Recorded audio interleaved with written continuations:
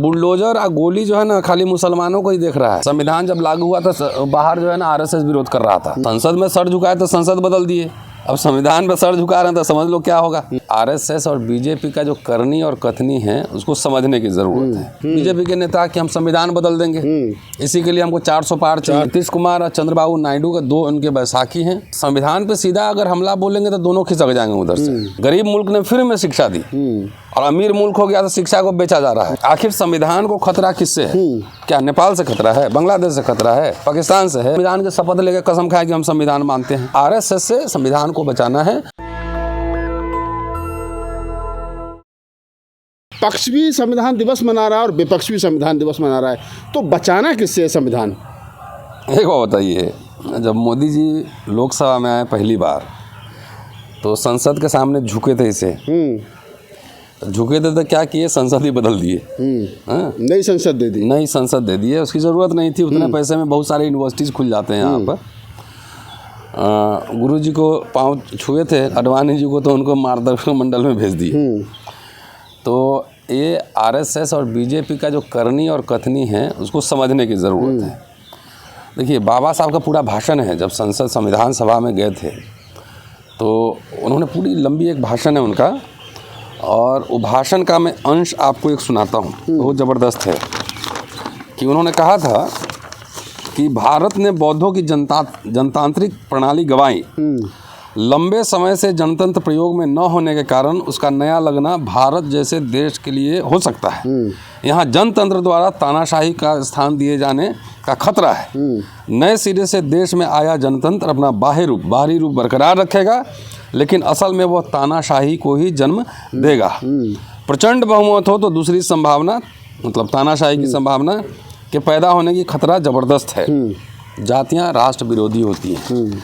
तो चलिए, तो लोकसभा चुनाव के समय तो कह ही रहे थे खुल के बीजेपी के नेता कि हम संविधान बदल देंगे, इसी के लिए हमको 400 पार चाहिए। 400 पार चाहिए। तो जनता जागरूक है, उन्होंने अटका दिया 240 पे। तो अब नीतीश कुमार और चंद्रबाबू नायडू का दो उनके बैसाखी हैं, चल रहे हैं। तो संविधान पे सीधा अगर हमला बोलेंगे तो दोनों खिसक जाएंगे उधर से।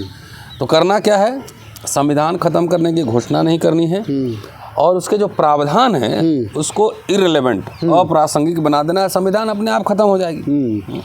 संविधान, बाबा साहब ने डेमोक्रेसी जो सफल होगी उसके 7 बिंदु बताए थे भारत में, और ये 22 दिसंबर 1955 का भाषण है पूना डिस्ट्रिक्ट लॉ लाइब्रेरी में। 7 उन्होंने शर्त बताई थी कि अगर किसी भी डेमोक्रेसी को सक्सेसफुल होना है तो 7 चीज़ों का होना बहुत ज़रूरी है। पहला है, समाज में भयंकर असमानता नहीं होनी चाहिए। तो 80 करोड़ को तो अपने कह रहे हैं कि 5 किलो अनाज दे रहे हैं। बाकी अडानी का जो खेल है तो आप देख ही रहे हैं। दूसरा है मजबूत और सुरक्षित विपक्ष। अब देख रहे हैं विपक्ष के मुख्यमंत्री को जेल में ठेल रहे हैं, क्या हालत करके रखा है विपक्ष का। तीसरा है कानून और प्रशासन में समानता, कि कानून में तो सब समान है लेकिन प्रशासन की नज़र में समान है कि नहीं है। तो बुलडोजर और गोली जो है ना खाली मुसलमानों को ही देख रहा है। दलित के लिए अलग कानून चल रहा है, बाकी के लिए अलग कानून चल रहा है। चौथा है संवैधानिक नैतिकता, कॉन्स्टिट्यूशनल मोरालिटी की बात करते हैं। अगर संवैधानिक नैतिकता नहीं हो तो संविधान सिर्फ अस्थि पंजर है। उसमें अगर खून लाना है, ब्लड फ्लेश लाना है तो उसमें कॉन्स्टिट्यूशनल मोरालिटी होनी चाहिए। पांचवा है बहुमत द्वारा अल्पसंख्यक पर अत्याचार नहीं होना चाहिए। अब क्या हो रहा है, अभी आपने देखा ना, संबल चल रहा है बहराइच में। छठा है समाज की नैतिकता, सोशल मोरालिटी। तो समाज का क्या हालत है आप देख रहे हैं। अब तो ब्राह्मण लोग भी दंगा में जा रहे हैं। वो तो पहले स्ट्रीट्स में समझते थे गुरु हैं, अब देखें ना बहराइच में। और 7वां है जन चेतना। जो लोग सवाल उठाते हैं, चेतना का मतलब क्या है कि आपको लॉजिकल सवाल उठाना है।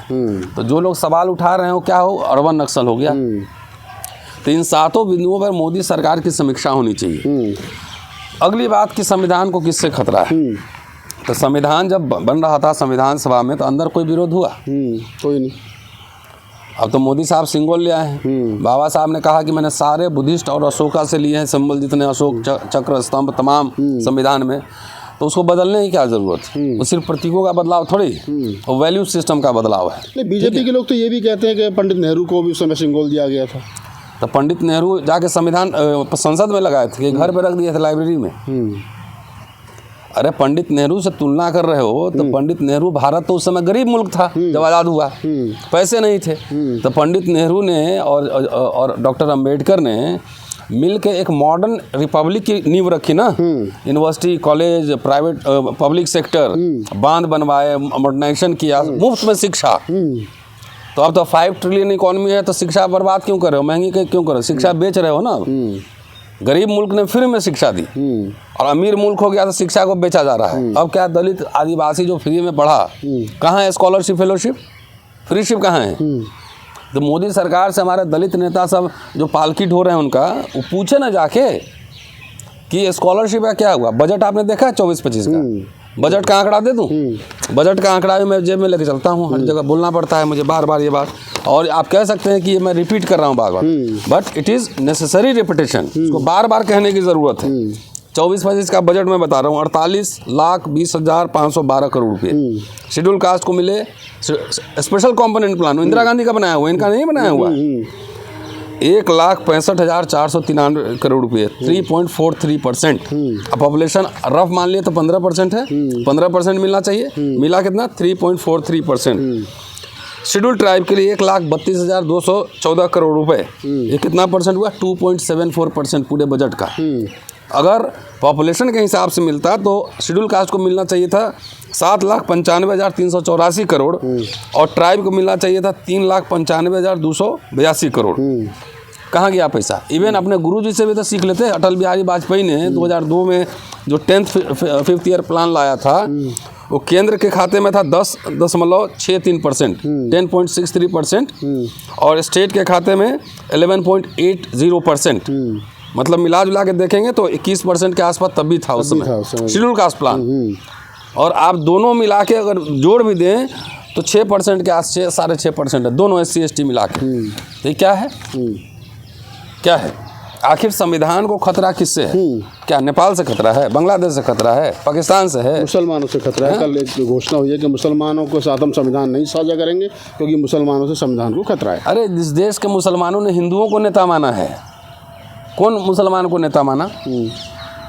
भाई जब पहले शिक्षा मंत्री अबुल कलाम आज़ाद हुए, उन्होंने फ्री में 14 वर्ष तक फ्री शिक्षा की बात कही, लागू किया। आप क्या कर रहे हो?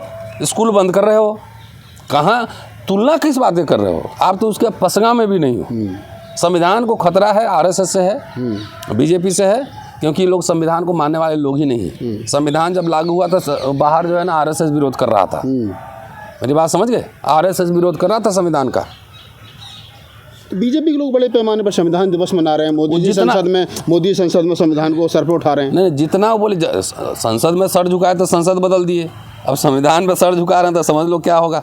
तो जितना बात बोले उसका उल्टा समझिए आप। ये बोलेगा कुछ और, करेगा कुछ और। RSS तो सरकार में बीजेपी चला रही है ना, तो अपने मेंबरशिप की नहीं डिस्क्लोज करते। आपने तो कहा था कि सरकारी अधिकारी भी आ सकते हैं हमारे कार्य में, तो आप बुलाओ ना, सबका नाम नोट करो, पब्लिक करो, ये RSS के लोग हैं, क्यों नहीं करते हो? संविधान को खतरा बचाना है, RSS से बचाना है। तिरंगा कब फहराया उन्होंने RSS हेडक्वार्टर में? कब? लंबे समय के बाद। अभी जब हल्ला हुआ सोशल मीडिया पे, तो संविधान के शपथ लेके कसम खाए कि हम संविधान मानते हैं।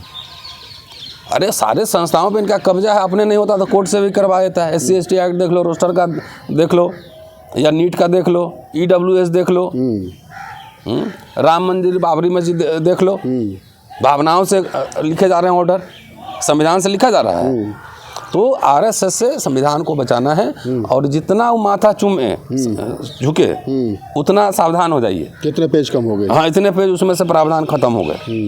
ये समझिए। लेकिन सर वो तो कांग्रेस का आरोप लगाते हैं कि इंदिरा गांधी इमरजेंसी लगाई थी तो संविधान का उल्लंघन किया था उन्होंने। इमरजेंसी को कौन कैसे, मैं तो ठीक ही समझता हूँ, ठीक किया था इंदिरा गांधी।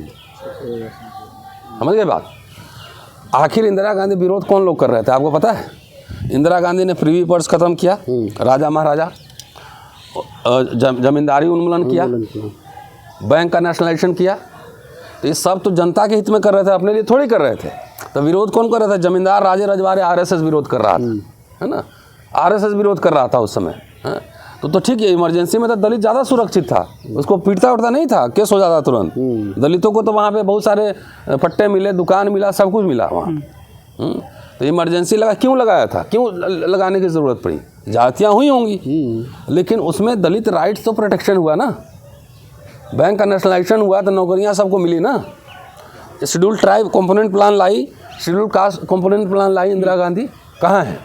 वो तो सुप्रीम कोर्ट का भी ऑर्डर आया है अभी, जो आपने देखा है निर्णय कि प्राइवेट प्रॉपर्टी को हम अधिग्रहण नहीं कर सकते। इंदिरा गांधी के सोशलिस्ट पैटर्न के सीधा उलट है, खिलाफ है। वो किसके लिए कर रही थी? देश के लोगों के लिए कर रही थी ना। उसमें दलितों को भी लाभ हुए, प्रोटेक्शन हुआ। ये तो जितने राइट विंगर थे राजे महाराजे, उनको दिक्कत हो रहा था कि बैंक का नेशनलाइजेशन कौन विरोध कर रहा था? बैंक का नेशनलाइजेशन अगर हो रहा था तो दलितों को तो बैंक नहीं थे, जमींदारियां नहीं थी, राजे रजारे नहीं थे, तो दलितों को भी लाभ हुआ। तो उसका विरोध कौन कर रहा था? उसका विरोध कर रहे थे यही लोग कर रहे थे, इसलिए जो हुआ ठीक ही हुआ।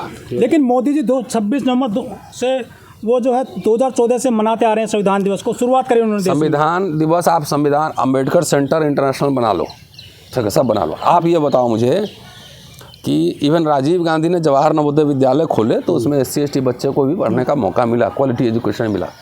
आप मोदी जी से जाके पूछिए, सरकार से, RSS वालों से, कि 10 साल में कितने स्कूल आपने खोले हैं, कितने कॉलेज खोले हैं, कितने यूनिवर्सिटी खोले हैं, नौकरियां कहाँ हैं? एक बार पूछिए ना। मनाने से क्या होता है? बाबा साहब ने कहा था ना कि भक्ति नहीं करना है, उसी संविधान सभा में कहा था आखिरी भाषण, कि राजनीति में भक्ति जो है ना तानाशाही को जन्म देगा। भारत एक द्वंद्व के युग में प्रवेश कर रहा है, जहाँ राजनीतिक समानता तो होगी, एक व्यक्ति एक वोट, लेकिन घोर सामाजिक और आर्थिक असमानता होगी। जब तक ये असमानता दूर नहीं किया जाएगा, जनता सुरंग बना देगी। तो ये असमानता 10 साल में कम हुई कि ज़्यादा हुई, आप बताओ भाई। राशन, पहले गांव में राशन होता था, मिट्टी, तेल, चीनी, साड़ी, कॉपी, है ना, 1 रुपया का 8 आने का कॉपी मिल जाता था। अब तो सब पे आप बैट सेट लगा रहे हो, क्या क्या लगा रहे हो, टैक्स लगा रहे हो, GST लगा रहे हो। तो उनसे पूछो ना, हमको खाली मनाने की ज़रूरत नहीं है, काम करके दिखाओ कि बाबा साहब जिस तरह का भारत का सपना देखते थे उसको आगे बढ़ाने में आपने कौन सा कंट्रीब्यूशन किया है। लेकिन सर चुनाव में ये जो है नहीं चला संविधान बचाने का पूरा तरीका। हरियाणा में जो है वोट नहीं मिले, तो देखिए ये सब तो नेता सबसे पूछिए, वोट नहीं मिले कि नहीं मिले, वो लोकल इक्वेशन क्या था नहीं था वो जाने। हमारा जो काम है लगातार हम लोग अपना काम करते रहते हैं। शुक्रिया। नेशनल दस्तक की आपसे गुजारिश है कि अगर इसको बचाना चाहते हैं तो नेशनल दस्तक को सब्सक्राइब करने के लिए रेड कलर के सब्सक्राइब बटन को दबाएं, फिर बेल आइकन की घंटी दबाएं। नेशनल दस्तक को बचाने के लिए बहुत जरूरी है कि हर खबर को शेयर करें, लाइक करें, कमेंट जरूर करें।